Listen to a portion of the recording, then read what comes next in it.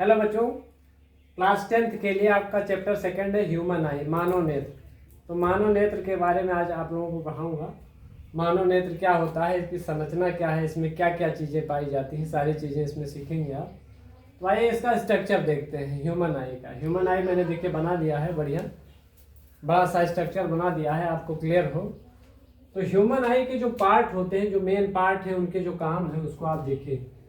सबसे बाहरी जो भाग है इसको दृढ़ पटल कहते हैं। पूरा आपको आई बॉल दिख रहा है, जिसको नेत्र गोला कहते हैं। आई बॉल, ये पूरा आई बॉल आपको दिख रहा है। हमारे आंख में जो बॉल होता है आई बॉल, तो आई बॉल का जो सबसे बाहरी भाग है उसको क्या कहते हैं, दृढ़ पटल, स्क्लेराटिक। ये सबसे कठोर भाग होता है हमारे आंखों के बाहर का, उसको कहते हैं दृढ़ पटल। और ये जो बीच वाला भाग है उसको कोरोइड कहते हैं। कोरोइड कह लें या रक्तक पटल कह लें, थोड़ा सा भूरा होता है, ये भूरे रंग का होता है, तो इसलिए इसको रक्तक पटल भी कह सकते हैं। और इंग्लिश में इसको क्या कहते हैं, कोरोइड कहते हैं, बीच वाला भाग। और देखिए यहाँ पर क्या आपको दिखाया गया है, इसका जो प्रमुख भाग है ये रेटिना है।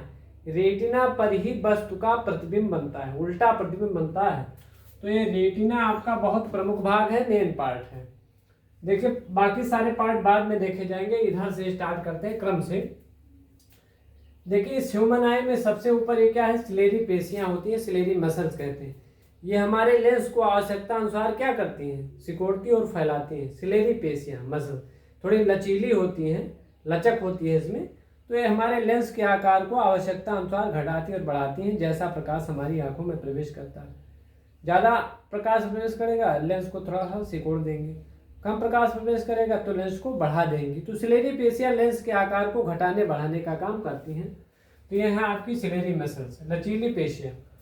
देखिए एक आंख में, नेत्र में बाहर की ओर उभरा हुआ भाग है, थोड़ा सा उभार आपको दिख रहा है, देखिए उभार। तो जो उभार दिख रहा है उसको बच्चों कॉर्निया बोलते हैं। कॉर्निया भी बहुत मेन पार्ट है आपका ह्यूमन आई का। कॉर्निया से हो करके ही प्रकाश की मात्रा हमारी आंखों में प्रवेश करती है। तो जो कॉर्निया है, जो आंख का उभरा हुआ भाग है, बहुत मेन भाग है हमारी आंखों का। तो जो बाहर की ओर ये उभरा हुआ भाग आपको दिखाई दे रहा है, इसको कॉर्निया बोलते हैं। कॉर्निया का काम क्या है, प्रकाश की मात्रा को आंखों में प्रवेश कराना है। ये देखिए, उसके बाद ये देखिए, ये आपको क्या दिख रहा है, ये लेंसो, ये देखिए सिलेरी मसल, सिलेरी पेशियां ऊपर नीचे दोनों जगह यहाँ पर लेंस टिका हुआ है। इसको नेत्र लेंस बोलते हैं। आंखों में लेंस भी तो होता है एक प्रकार का, ये उत्तल लेंस होता है। क्योंकि लेंस आप दो तरीके पढ़े हैं, उत्तल और अवतल। तो हमारी आंखों में लेंस कैसा होता है, उत्तल लेंस, वो भी प्रोटीन का बना हुआ होता है, ध्यान देंगे, प्रोटीन का उत्तल लेंस होता है। द्विउत्तल लेंस, दोनों सरफेस उसके उभरे हुए होते हैं। तो आंखों में जो लेंस पाया जाता है उसको डबल कॉन्वेक्स कहते हैं, द्विउत्तल लेंस। वस्तु का उल्टा और छोटा प्रतिबिंब बनाता है। जो भी वस्तु हमारी आंख के सामने रखी रहेगी तो हमारी आंखों में जो उत्तल लेंस लगा होता है वो वस्तु का छोटा और उल्टा प्रतिबिंब बनाएगा। ये ध्यान देंगे, कहाँ बनाएगा, यहाँ रेटिना पर बनाएगा।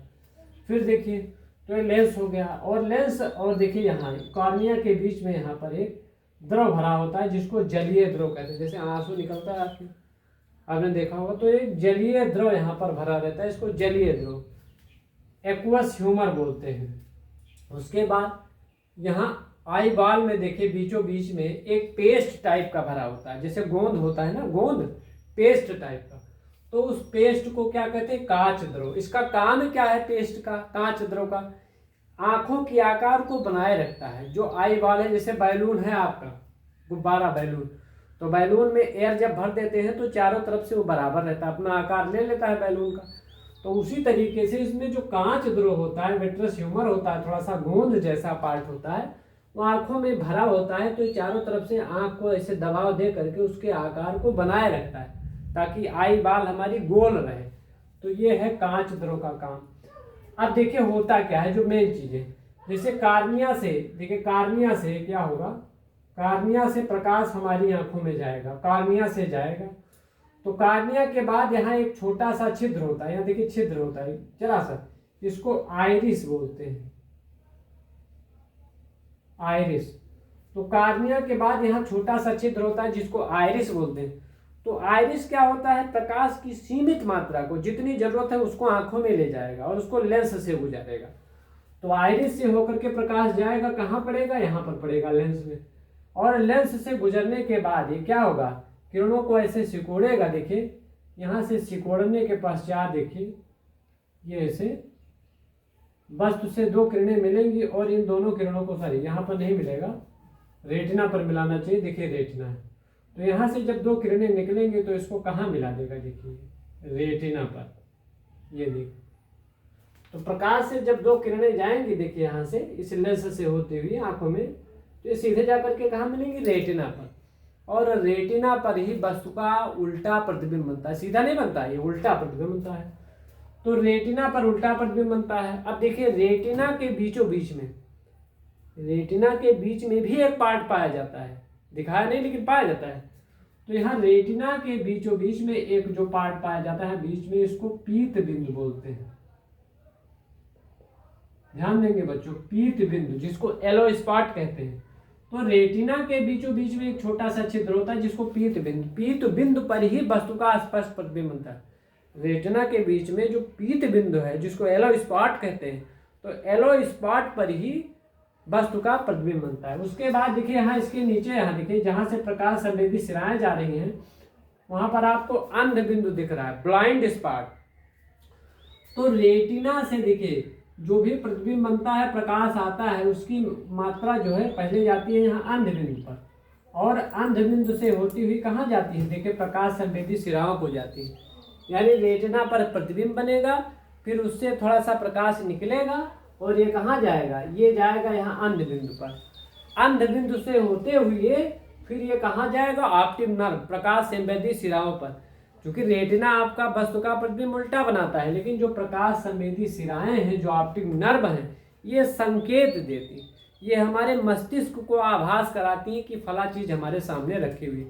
तो वस्तु का प्रतिबिंब तो उल्टा बनता है रेटिना पर, लेकिन प्रकाश संवेदी सिराओं के द्वारा हमको सीधा दिखाई देता है। तो आप लोग ध्यान देंगे बच्चों कि रेटिना के द्वारा वस्तु का उल्टा प्रतिबिंब बनता है, लेकिन प्रकाश संवेदी सिराओं के द्वारा, ऑप्टिक नर्व के द्वारा जो है ये हमको सीधा दिखाई देता है, आभास होता है। तो इस तरीके से आपके ह्यूमन आई का पूरा स्ट्रक्चर है, मैंने आपको एक एक पार्ट के बारे में बता दिया, और मुझे उम्मीद है कि सब कुछ आपको अच्छे से समझ में आया होगा। समझ में आया हो तो आप लोग लाइक ज़रूर करें, शेयर ज़रूर करें।